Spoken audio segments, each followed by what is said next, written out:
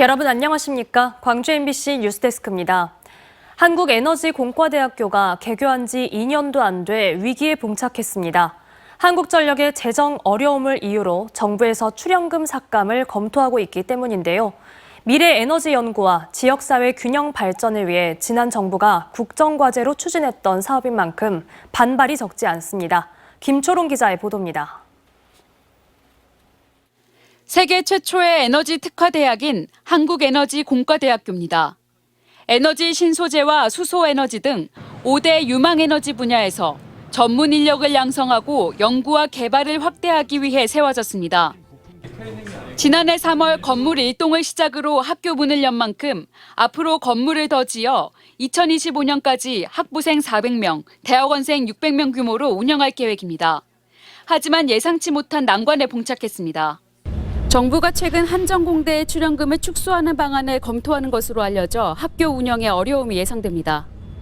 한전과 발전자회사 등이 출연하기로 했던 1,588억 원 규모의 출연금을 30% 이상 축소할 방침을 논의 중인 것으로 알려졌습니다.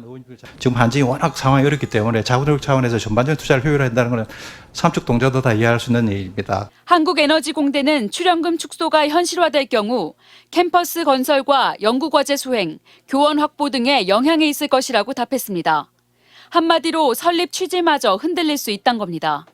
일각에서는 상대적으로 작은 규모의 재정을 조금씩 아껴가는 건전화 방식보다 구조적인 해결책을 찾아야 한다는 지적이 나옵니다. 출연금 조정해봐야 500억인데 1분기에만 벌써 6조 1천억 원 이상의 손실을 본 상황이거든요. 그래서 국가적으로 우리 전기료 인상 부분을 포함한 어떻게 하면 또 연료를 보다 좀 싸게 그 루트를 개발해서 특히 한국에너지공대 사업이 관련 사업 유치 등 지역 균형 발전과 밀접한 관련이 있는 만큼 지역의 반발도 계속될 것으로 보입니다. MBC 뉴스 김초롱입니다.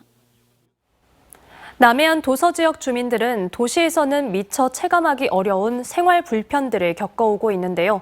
그 대표적인 불편 가운데 하나가 바로 택배 배송입니다. 여수시가 섬 주민들의 빠르고 편리한 택배 배송을 돕기 위해 드론을 활용하는 사업을 시범 추진하고 있습니다. 김주희 기자가 보도합니다. 여수 신북항입니다. 18kg 중량의 중형 드론이 긴급 의약품이 담긴 택배를 싣고 창공으로 이륙합니다. 이 드론은 실시간 위치와 현장 영상을 관제센터로 전송하며 18km 떨어진 섬 궤도로 안전하게 긴급 의약품 택배를 배송합니다. 여수시는 현재 물류 배송 취약지인 도서 지역의 주민들의 삶의 질 향상을 위해 순환형 드론 배송 서비스를 구축하고 있습니다. 여수 돌산 진모지구 드론 지원센터를 거점으로 개도, 금오도, 송도 등 4곳의 물류 거점을 구축할 계획입니다. 지금은 택배 해상 배송 거리가 30km이고 적재 중량은 8kg 수준입니다. 앞으로 고도화를 통해 배송 거리와 적재 중량도 대폭 늘릴 계획입니다. 3년 내로 최대 거리 90km, 최대 중량 150km까지 생각을 하고 있습니다. 만약 이 기술이 실현된다면 여수에서 가장 먼 섬인 거문도까지 저희가 안전하게 드론으로 택배 배송이 가능한 시대가 올 거라고 확신합니다. 시는 이번 사업이 내년부터 상용화되면 드론 모빌리티 영역에 새로운 성장 동력을 확보하는 중요한 계기가 될 수 있을 것으로 전망하고 있습니다. 시는 앞으로 드론 특별 자유화구역 지정과 함께 도심 교통, 항공, 항로 개발 등 드론 산업의 기반과 생태계를 조성할 방침입니다.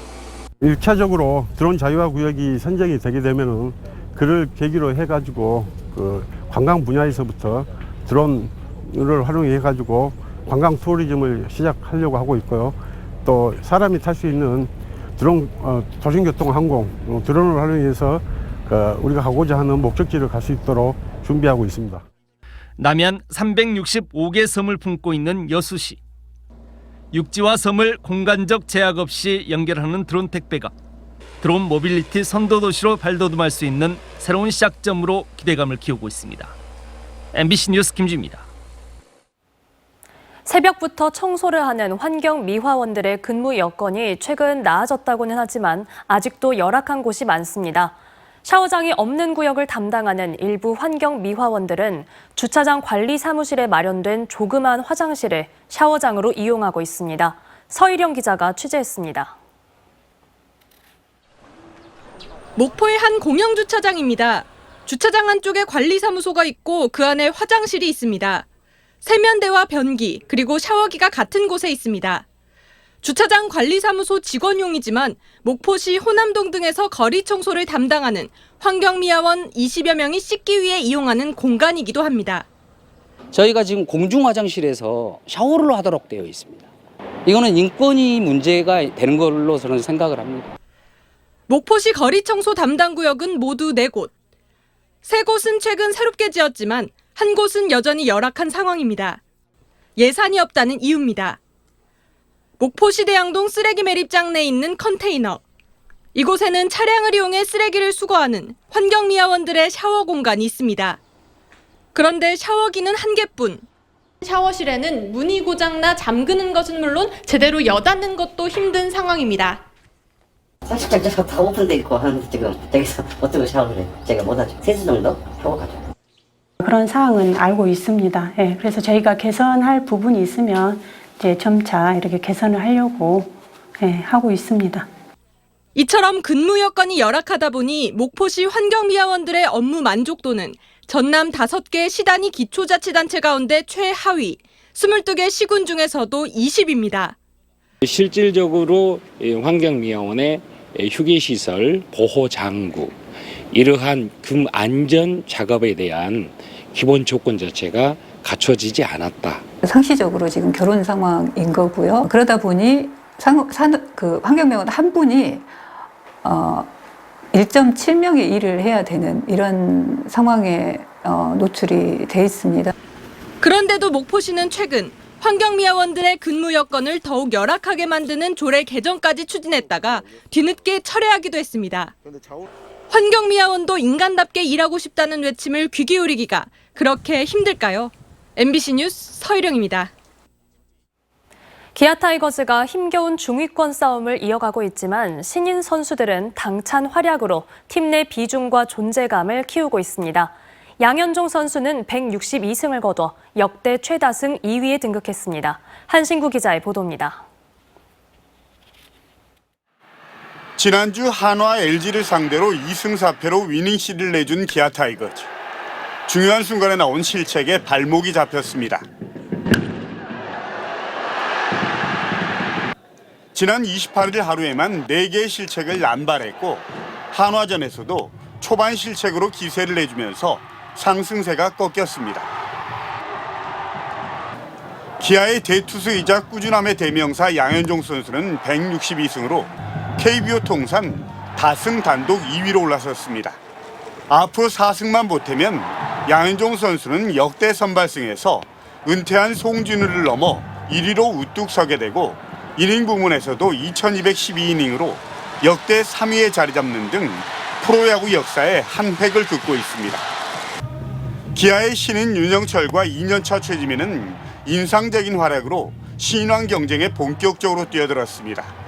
신인으로 5선발을 낚아챈 윤영철은 이번 달 4경기에서 모두 5이닝 이상을 던지면서 2승, 평균 자책점 3.15로 기아의 시즌 초반 버티기 행보에 힘을 보태고 있습니다. 특히 필승 개투진으로 자리를 잡은 최지민은 17경기 연속 무실점 행진에다가 평균 자책점 1점대의 압도적인 피칭으로 팀 승리에 버팀목 역할을 톡톡히 하고 있습니다. 치열한 중위권 다툼을 하고 있는 기아는 이번 주 KT와 롯데를 상대로 상위권 도약을 위한 승수 쌓기에 나섭니다. MBC 뉴스 한신구입니다.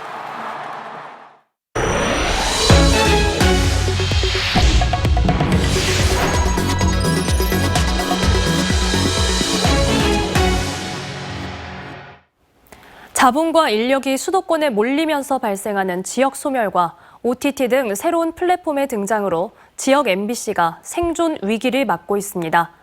가장 중요한 게 재원 확보인데요. 본사와 지역사 간 기울어진 광고료 배분부터 바로잡아야 한다는 주장이 제기됐습니다. 조수영 기자가 보도합니다.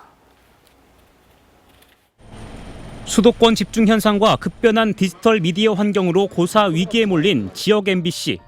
활성화 방안을 모색하기 위해 마련된 토론회에서 참석자들은 지역 MBC 수익 구조에서 가장 큰 비중을 차지하는 광고 수입이 악화한 현실을 테이블에 올렸습니다.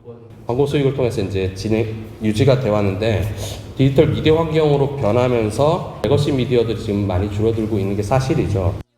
실제 전국 16개 지역 MBC의 자력 판매 광고 매출액은 지난 2015년 462억 원에서 해마다 감소해 지난해 120억 원으로 4분의 1토막이 났습니다.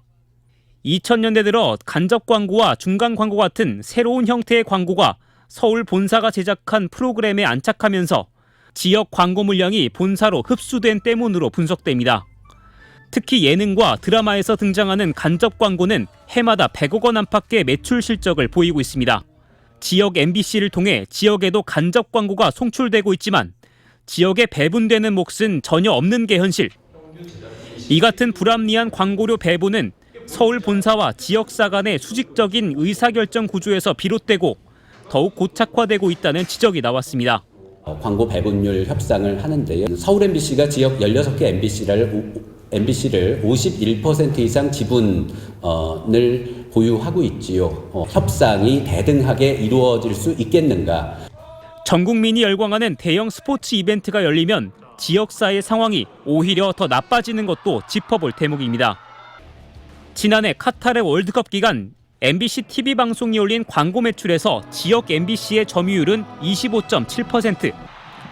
1년 전 같은 기간보다 약 8%포인트가 떨어진 만큼 서울 MBC는 점유율이 올라 매출액이 50억 원이 넘게 뛰었습니다. MBC는 본사와 16개 지역사의 네트워크 체제로 운영되고 있습니다. 지역사에 배분하는 광고료도 이런 특수성을 반영해 새로운 형태의 광고까지 총망라해 적정 배분 비율을 만들고 이를 지키려는 노력이 필요하다는 게 전문가들의 공통된 의견입니다. MBC 본사와 계열사 간에 7대3은 유지하겠다는 어떤 합의가 있었기 때문에 30% 이상의 비율을 맞춰준다면 지역사회는 현재 많은 도움이 될 것으로. 전문가들은 서울 본사 중심의 조직 문화에서 벗어날 것과 지역방송 발전 지원 특별법의 내실화를 해법으로 제시하고 지역방송에는 대중성과 접근성을 두루 갖춘 콘텐츠 제작을 주문했습니다. MBC 뉴스 조수영입니다. 1980년 5.18 당시 사형 선고를 받고 이후 민주화운동에 헌신했던 고 정동연 선생의 일주기 추모식이 국립 5.18 민주묘지에서 열렸습니다. 5.18 관계자와 유족 등이 참석한 가운데 열린 일주기 추모식에서 참석자들은 민주화를 위해 헌신했던 고인의 뜻을 이어받아 5.18의 진실 규명과 함께 5월 정신이 헌법 전문에 수록되도록 노력하자고 강조했습니다. 이 자리에는 특히 전두환의 손자 전우원 씨가 참석해 고인의 뜻을 기리는 등 지난 26일부터 나흘 동안 사죄 행보를 이어갔습니다. 5.18 민주화운동 당시 신군부에 맞서 민주주의를 지켜낸 시민들이 정신적 피해를 인정받았습니다. 광주지법 제14 민사부는 5.18 국가폭력 피해자 20명이 국가를 상대로 낸 손해배상 소송에서 정신적 손해에 대해 최대 1억 원까지 배상하라며 원고 일부 승소 판결을 내렸습니다. 이번 소송에는 박금희 열사 유족과 5살 아들을 두고 세상을 떠난 조사천 씨 유족 등이 참여했습니다. 오늘 오전 6시 50분쯤 신안군 자은도 북쪽 18km 인근 해상에서 1,400톤급 바지선을 끌고 가던 198톤 예인선이 뒤집혀 침수됐습니다. 예인선에 있던 선원 5명은 바지선으로 옮겨 탔고 해경은 바지선과 예인선 선원 등 모두 9명을 사고 발생 2시간여 만에 구조했습니다. 해경은 선장 등을 상대로 정확한 사고 경위를 조사하고 있습니다. 광주시가 군공항특별법 시행령과 관련해 공공성을 저해할 수 있는 조항의 삭제를 국방부에 건의하기로 했습니다. 광주시는 군공항 이전은 국가사업으로 공공성이 우선돼야 하는데 입법 예고된 군공항특별법 시행령에 있는 사업비 초과 발생 방지 조항이 수익성만을 위한 조항이라며 삭제를 건의하기로 했습니다. 특히 초과 사업비 지원 범위를 명확히 하기 위해 국방부 장관이 기재부와 협의해 총 금액의 전부 또는 일부에 대해 재정 지원을 할 수 있도록 조항을 수정해달라고 건의할 계획입니다. 2023 순천만 국제정원 박람회를 찾은 관람객이 목표치의 절반인 400만 명을 돌파했습니다. 순천시는 2023 순천만 국제정원 박람회를 방문한 관람객이 지난 4월 1일 첫 개장 이후 58일 만인 어제 목표치의 절반인 400만 명을 돌파했다고 밝혔습니다. 언제 어디서나 내 손 안의 뉴스. 광주 MBC 뉴스 유튜브 구독으로 함께하세요.